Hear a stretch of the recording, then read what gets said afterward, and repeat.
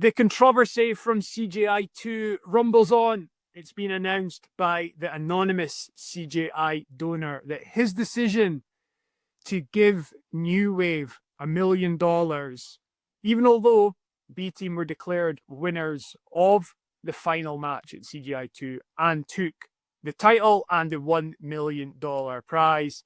The decision has changed. New Wave are now not getting $1 million. So on this Jiu Jitsu Oracle, with me, Ross, and him, Calum, we're going to dive into that and where our thoughts are on the whole CJI 2 situation right now that time has passed since the event and we've watched and studied lots of things to do with scoring and who should have won. So here we are. Get into the comments and let us know your thoughts. Calum, we're going to tackle this in a few different stages. So let's go first. Now that we've had time to watch judges explain their decisions, etc., where are you with the decision that was made on the day to declare B Team winners of CJI 2 and for them to take that $1 million team prize?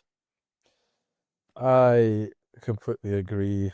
Miha and Craig did a video together. Miha being one of the judges at the event. They explained everything well, and it kind of went in line with what I thought anyway. I thought there was a clear difference in dominance between the match with Ethan and Dorian compared with Nicky and Luke. I thought that Ethan had some moments against Dorian with the kind of weird knee lock from close guard that seemed to do some damage, and I think the judges thought that as well.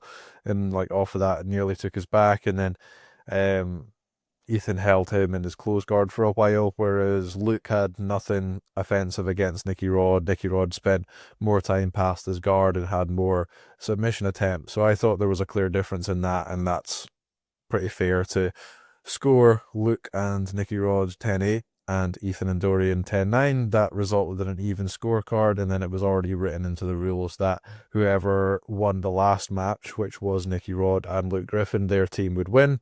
That means that B Team won. I think that is fair because that's how the rules were set out before the event. Okay, let's go further into a couple of those things. Miha, I thought, gave a very, very good explanation as to, and bear in mind, all the judges scored the individual matches exactly the same. I thought he gave a very good explanation as to why Dorian against Ethan was 10-9 and Nicky Rod against Luke Griffith was 10-8. And interestingly to me, it was only in the last minute that really Nicky Rod entered 10-8 territory against Luke by achieving mount and going for that triangle choke and having submission attempts. And that was something that was lacking in Dorian against Ethan. But it's interesting that like that $1 million first prize, the team title, B Team finally winning over New Wave, etc., came down to the last minute of Nicky Rod pulling out the victory by 10-8 against Luke Griffith. Yeah, I actually thought based off of Miha's explanation, because he also said that Dorian was in 10-8 territory, and then he went into 10-9 being stuck in Ethan's close guard and having that knee lock put on him. But having that compared to Nicky Rod only entering 10-8 at the end, I don't think that makes sense, because I think even before that minute he would have already been in 10-8 if Dorian was in 10-8 from the start of his match, if that makes sense, because like Nicky Rod had already taken him down past his guard, was already like hunting for submissions and things like that, whereas Dorian, you know, he got his passing game going as well. But if he was 10-8 at the start of his round, I don't see why Nicky Rod wouldn't have been 10-8 before that last minute. Regardless, it doesn't really matter. That's just my thoughts on that. Yeah, I think it's an interesting explanation from Miha as to how he or the judges look at it. And he said the judges did a lot of work pre-event looking at matches and talking about how they would score them. And I've judged MMA before, and it is that thing of like, it's the round starts off and you're thinking, oh, this could be like one-sided, a 10-8, and then it changes and you're like, oh no, like the other guy's back into it, it's a 10-9. Or it could go vice versa. So it's just interesting. I think the way he was explaining as you can move in and out of zones is interesting because bear in mind, like that Dorian dominance came, in the first half. There was still a lot of the rest of the round to go. And who knows, like Ethan could have scored a submission there. Ethan, could have won that round. So anyway, if you want to find out more about how the judges scored it, I think a couple of good places to go are Miha has done a sit-down short explanation with Craig Jones. That's out on YouTube. J Flo has a email that went out and it explained his position.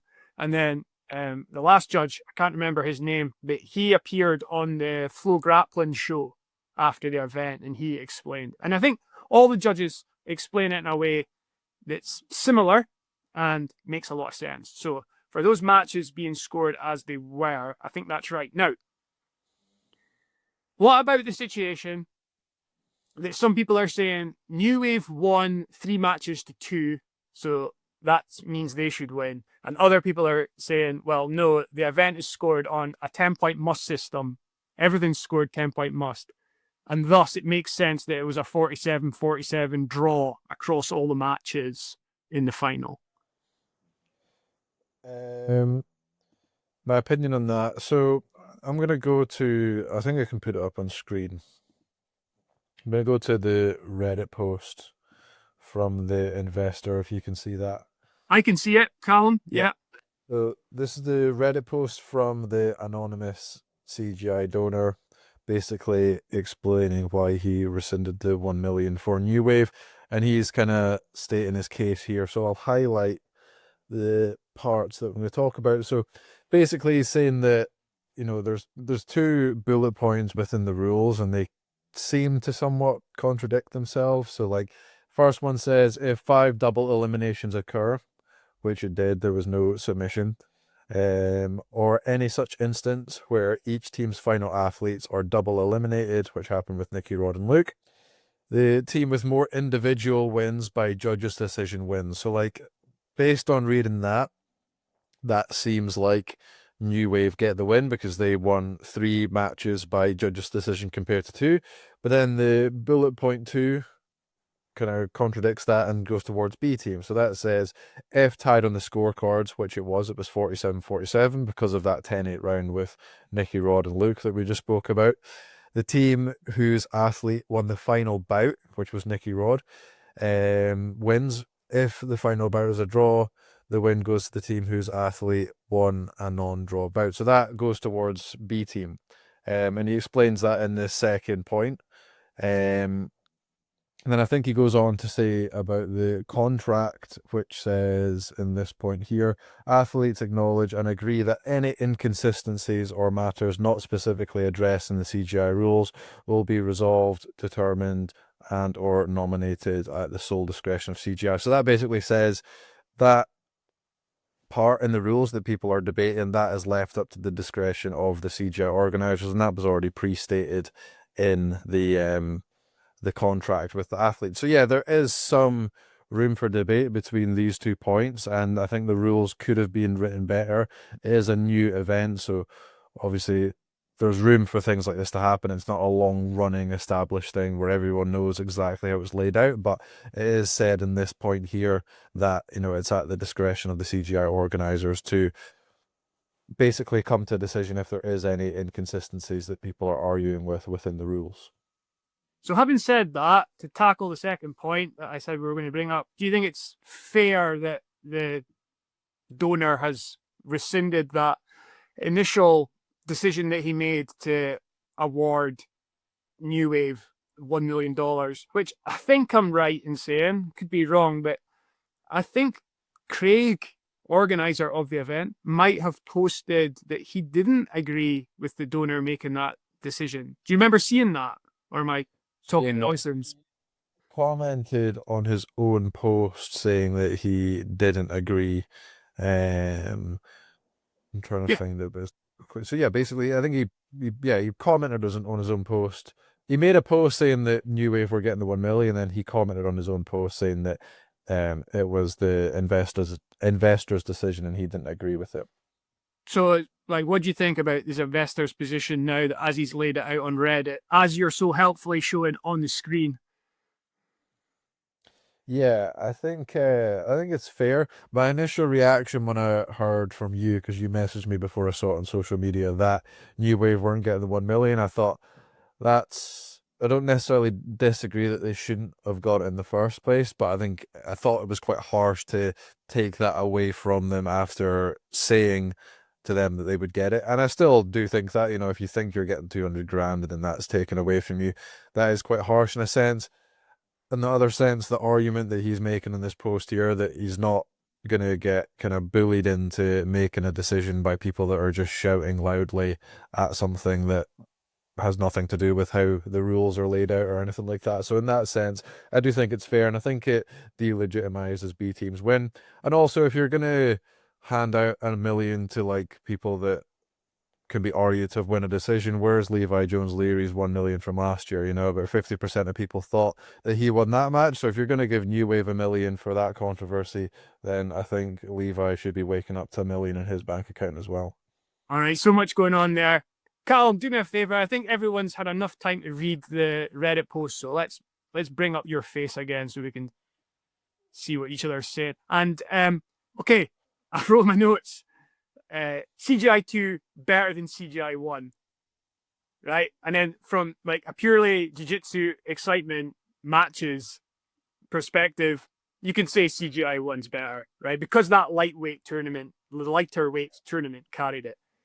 CJI 2, the controversy, the stories, the lore of the DDS split continuing, etc. Coming out there, man, CJI 2 is better. I'm like this stuff has just like kept it going. The flame is still burning. People say, oh, but it's the matches that help grow. No, it's like getting people invested in stories, in disagreements, in hype, all this kind of stuff. It's people within the jiu-jitsu community already liking jiu-jitsu, getting more invested in jiu-jitsu because of stuff like this. And I'm not saying like the event should have been deliberately run to create a mass amount of controversy at the end. What I'm saying is, to me, when I take the book of CJI 1, actually, the start of it with the whole ADCC v CJI situation makes for very... Yeah, I think the lead up to the first CGI was better and more controversial, and the aftermath of CGI 2 is better and more controversial. Yeah. But yeah, all you CGI 2 haters, I'm basically getting at. We can debate which one's better. It's not a hill I'm willing to die on, as it were. But the fallout of all this is just being something else. So, and I did write that down. I was like, CGI 1 ended controversially. CGI 2 ended controversially. Like, we kind of forget about that Levi v. Cade situation because ultimately as well, like, well, there was a bit of debate online. No one's really passionate about it. This one, there's been a lot of passion and a lot of comments. And I will say, we could have waited because Gordon Ryan is going to reply to this situation, right? We could have waited for his post. I decided not to. Stories on it. Right. I decided no, because like I think that the general vibe I can see out there is that like people are just tired of it. So I don't think Gordon's opinion on this is really that relevant or important or worth hanging on to find out about. But he'll have his say. Of course he will. The other thing, yeah, fair play to the donor for like standing up to the noise that there was. And just on the noise, I gathered from the judges that like immediately New Wave were most concerned, perturbed with the results of the individual matches. Like what was a 10-8, what was a 10-9, etc. It wasn't like the overall tiebreaker situation and then B team awarded the overall win. They were most chatting about in the aftermath of the event. Now, I wasn't there. I wasn't in the room. I don't know exactly what the discussions were, but it was kind of like what's come out post-event from people involved. That like immediately New Wave, understandably, were questioning, oh, what's the situation with some of these judges' scores? But it wasn't the big result. And it was only, I think, after Gordon started posting about it, that idea of like New Wave maybe deservedly being the winners started to pick up steam.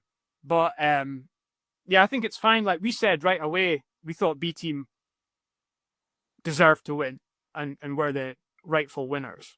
The other thing I found interesting was, and we were chatting about this last night in the gym, was that I think the spirit of the rules as well were that B Team should have won, even if the contract perhaps could have been written better. And I think there's a lot of pre-planning went in, and there was a lot of meeting with all the coaches, and the coaches kind of knew what the scenario was. And John Danaher himself was very influential in the meetings and had his say.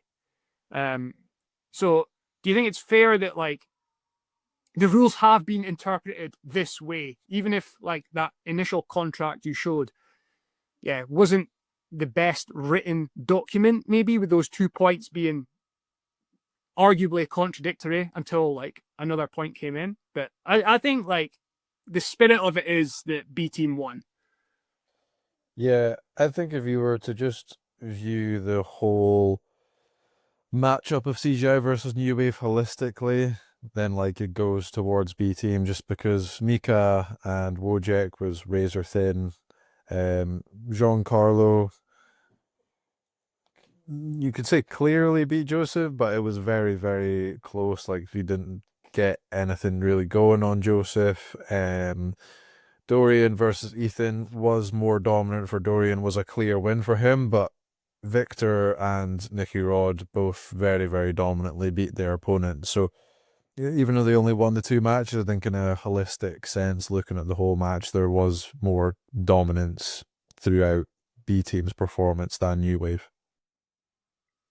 I'm not saying Ethan deserved to win, but I'm saying like in another, and it's like it's almost like a nonsense point to bring up, but in another rule set, Ethan wins that match because some rule sets are whoever's closest, like only submission attempts count. And Ethan had the submission attempt on Dorian, and for all Dorian's dominance, he never had the submission attempt. And I've definitely seen matches like that play out, and someone wins, and you're like, how is that possible? And it's like, oh, well, they had one sub attempt, they went for a toe hold, the other guy had all the dominance, had nothing, you know?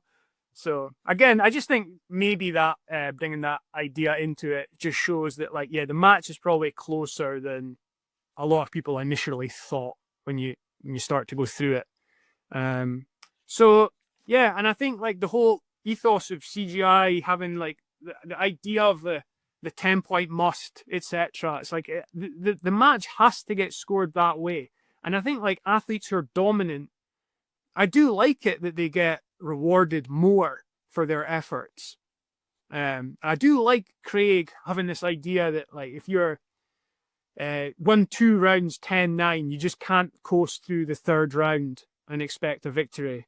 You could lose that round, but you could lose it 10-8 and then it's a draw. You could lose it 10-7 and you could lose the whole match. Like I kind of like that because it encourages action, and that's what he's all about. And he wants guys to go out and try and get the win and try and get the sub. So like I do think this scoring system is good, but with all scoring systems, they're all flawed in certain ways.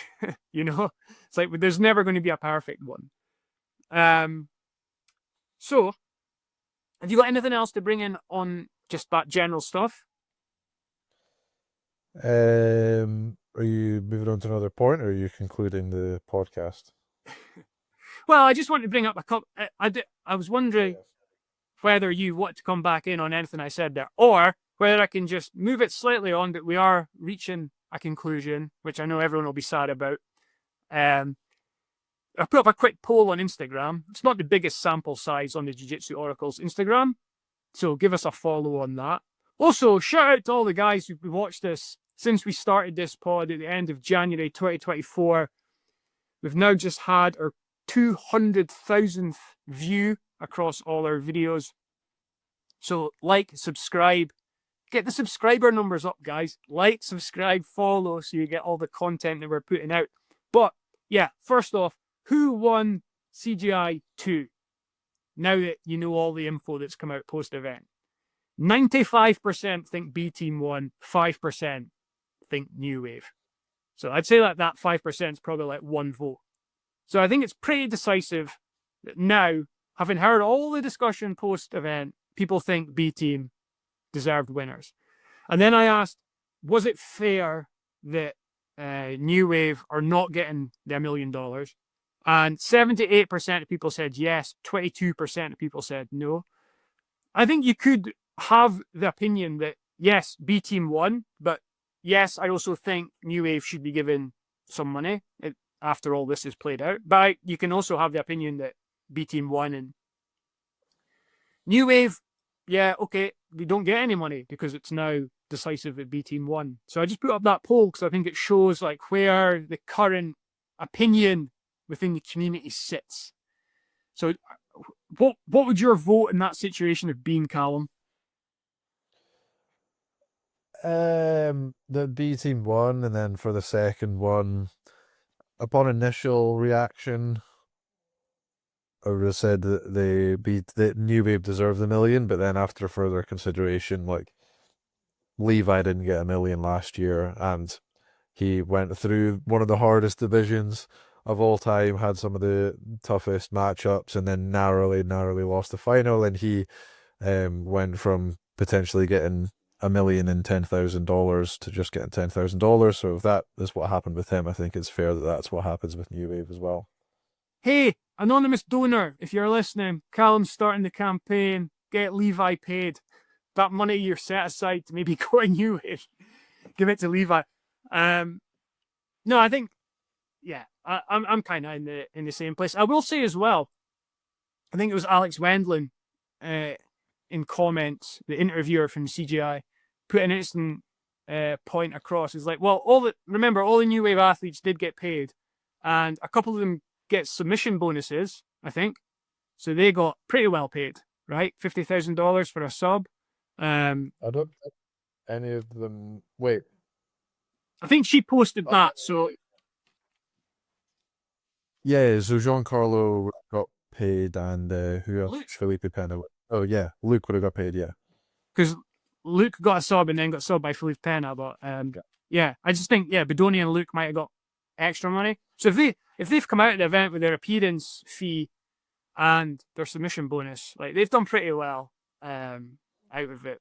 But yeah, that's our wrap up of this situation. Get into the comments and let us know what you think. But what I will say is, on any comments that come in, I just think the general consensus, having been on Reddit, having read a lot of replies on posts, shout out Craig Jones for keeping the comments on when he posts, unlike Gordon Ryan.